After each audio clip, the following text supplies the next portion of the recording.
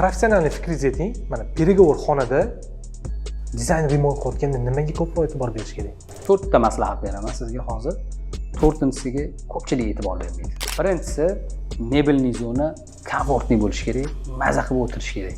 Ikkinchisiga keladigan bo'lsa, oyna, stikli paket bor-ku, oynalar bilan перегородка qilingan bo'lsa, ofislarda двойной bersa, bu tashqaridagi ovozni ichkariga olib kirmaydi. Va 3-chi maslahat eko mahsulotlardan foydalanish. Misol, mana shunaqa shpanirvenli, tabiiy yog'ochlarni ko'rsatib turadigan jiddiy materiallardan foydalanish. Yana ko'p e'tibor beraman mana shunaqa to'q materiallardan ko'proq foydalansa yaxshi chiqar ekan. Nimaga desa, переговор xonada jiddiylik kerak bo'ladi. 4-inchisi eng muhimi Faxriddin, vajr vujur, e'tiborni tortib qo'yadigan materiallar bo'ladi-ku, ana, detallar. Shulardan hammasidan voz kechish kerak. Bu odamning fikrini chalg'itadi. Переговорlarda bilsangiz jiddiy do'g'orlar bo'ladi-yu, o'shanga ta'sir qilib qoladi.